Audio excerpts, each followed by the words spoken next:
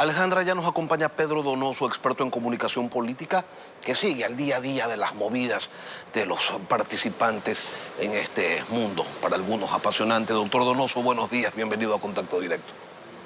Buenos días, Lenin. Gracias por la invitación. Atento a sus preguntas. Apenas conocidos los resultados, aparecieron de lado y lado sectores a reclamar la paternidad de un triunfo y también a acusar derrotas. ¿Puede alguien realmente reclamar como suyos los resultados de ayer? Bueno, desde el gabinete estratégico que yo dirijo, siempre sostenemos que los hechos políticos hay que analizarlos en el antes, en el durante y en el después. Y para poder determinar, digamos, el ganador en esta consulta tan sui generis, depende de cómo los movimientos y los actores políticos capitalicen el post-elecciones, ¿no? Es decir, este es el momento en donde, por ejemplo, para los que analizamos la política, es necesario la investigación cuantitativa para entender este fenómeno y, sobre todo, para el gobierno y para los actores políticos, inicia la carrera de, digamos, ganar, como usted dice, la paternidad de un proceso eleccionario que fue tan complejo y que además demuestra un nuevo comportamiento, no sé si un nuevo, pero un comportamiento distinto del elector, ¿no? Es decir, hace un año, por ejemplo, los que sosteníamos y sostuvimos en ese entonces que, digamos, las consultas populares son reflejo, digamos, de un referéndum de aprobación de un mandatario, hoy, digamos, nos encontramos con un nuevo comportamiento electoral. ¿Quiere decir que este siempre va a ser el comportamiento electoral? No necesariamente, y por eso hay que hacer mucha investigación, es decir, el trabajo de los analistas recién empieza y el trabajo de los políticos también empieza para, de una u otra manera, construir narrativas y acciones para poder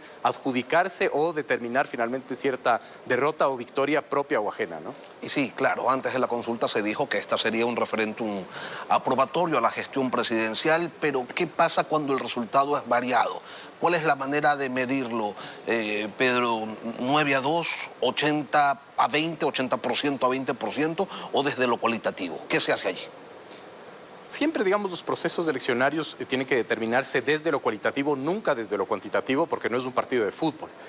Sin embargo, digamos, el proceso cualitativo de ganancia va después, ¿no? Es decir, ya veremos, por ejemplo, o estamos viendo, ¿no es cierto?, cómo el gobierno se deslinda de dos preguntas, el correísmo, digamos, anuncia su victoria. Todo dependerá, yo creo que, de la legitimidad y origen del actor político que lo determine. Y eso tiene que ver con, por ejemplo, la parte más difícil que le toca al gobierno, que es administrar la expectativa, ¿no? Estamos viendo este golpe de efecto. Por ejemplo, la prisión de Colón Pico no es menor, es un acto interesante que podría, digamos, intentar demostrar que el gobierno ganó la consulta y pocas horas después, digamos, ya está dando resultados, digamos, en seguridad. Pero no hay que desconocer, digamos, la realidad, por ejemplo, de la crisis energética, es decir, de otros factores. Todo eso depende también de lo que se ha construido hasta ahora en el capital político de cada uno de, digamos, los actores políticos, ¿no? Había mucho de obviedad en las preguntas en las que ganó el sí, las relativas a la seguridad, al incremento de penas, al fortalecimiento de otras sanciones, pero las que planteaban reformas estructurales y que es donde se debía ver el arrastre del capital político del jefe de Estado, pues resulta que esas las pierde. ¿Cómo opera esa segmentación en el elector, Pedro? Hay que investigarlo, digamos. Es decir, es muy difícil ahorita concluir. Más que difícil, no es responsable tener unas conclusiones tajantes, ¿no? Somos el país de los absolutos también, ¿no? Es decir, ahorita podemos ver muchos análisis que dicen el Ecuador ya cambió, la gente vota por las preguntas, una gente informada, etcétera.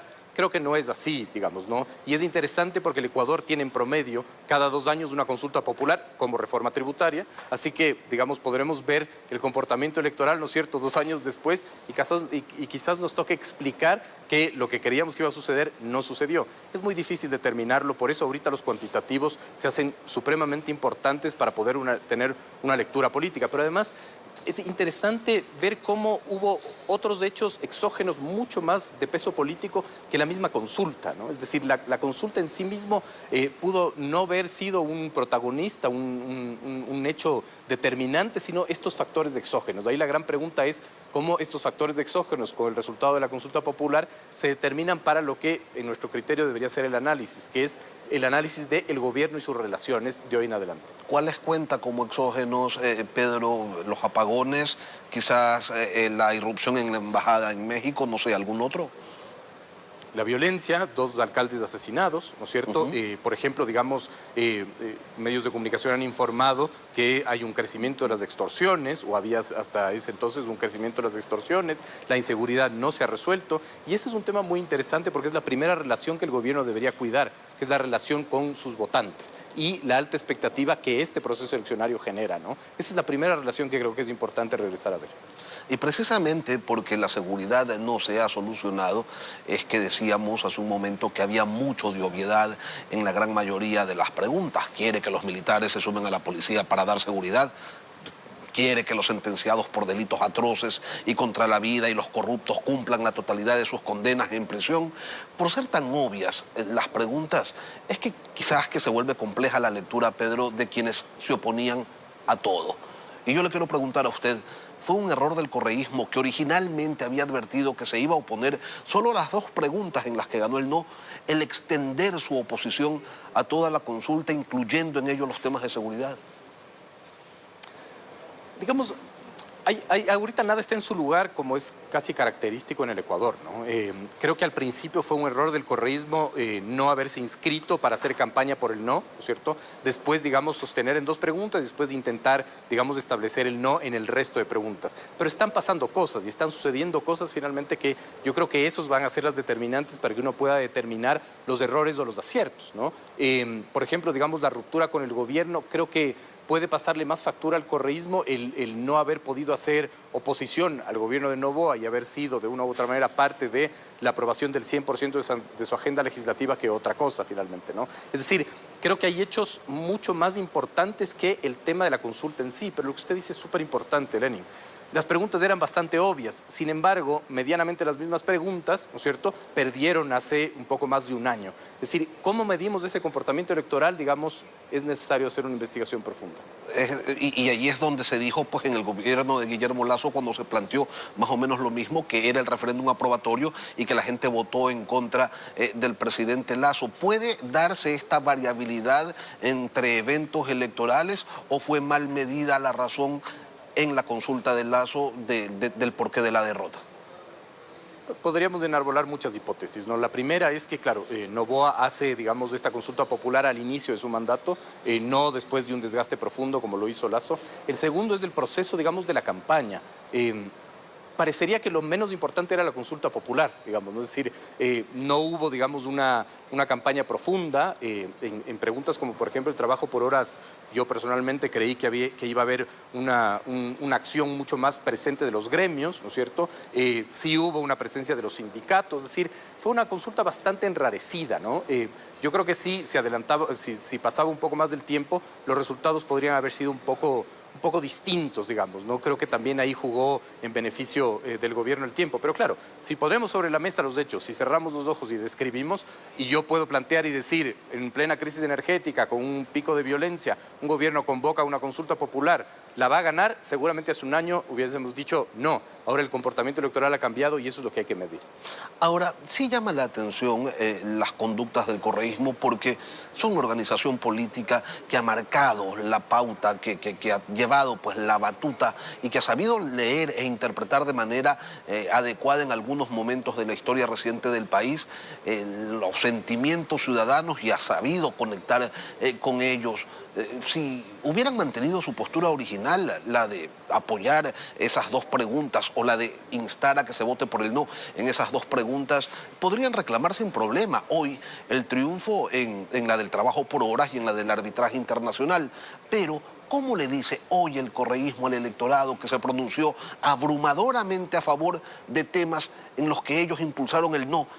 Que esos asuntos, no sé, no son importantes. O como le dicen, ¿sabes qué, gente? Yo estoy conectado contigo, con tus percepciones, y resulta que un 70, un 75% votó al contrario de lo que yo le estaba diciendo, de lo que yo lo estaba convocando. ¿Cómo se conecta aquello? Bueno, el correísmo igual lo va a hacer, ¿no? Igual de una u otra manera sale a enarbolar la bandera de la victoria, como otros movimientos finalmente, ¿no? Lo interesante es ver el juego de cómo se restablece el tablero electoral, ¿no? Yo había sostenido que la consulta popular puede ser considerada como una primaria de cara finalmente a lo del 2025. ¿Y qué es lo que va a pasar en el 2025? No solo son elecciones presidenciales y asambleístas. El 2025 va a ser un año muy complejo para el Ecuador porque va a ser un proceso profundo de transición. No olvidemos que hay que elegir un nuevo fiscal general, se renueva parcialmente la Corte Constitucional, la Corte Nacional de Justicia, es decir, van a haber cambios profundos en ese sentido. El correísmo igual está, digamos, adjudicándose la victoria. Sí, pero una cosa es lo que digan, no es... Pedro, y otra cosa es lo que realmente piensa en casa adentro. Saben que no les fue bien, saben que no pueden decir hemos ganado la consulta y saben además que en esas otras 9 preguntas no solamente que no ganó el no, sino es que en muchas de ellas ni siquiera alcanzan ese 35% de voto duro del que siempre se ha hablado.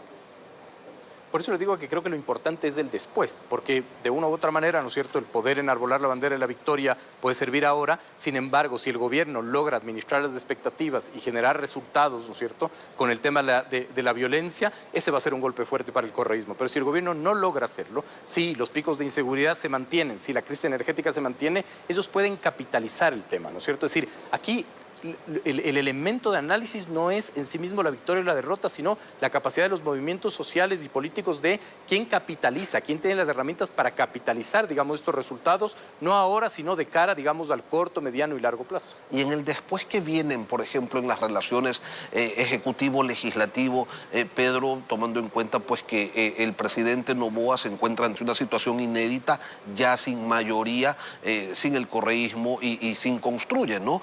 A propósito, ¿cómo interpreta usted la jugada del gobierno con ese comunicado de su bancada legislativa para tratar de desmarcarse de la pregunta del trabajo por horas ante la inminencia del triunfo del no?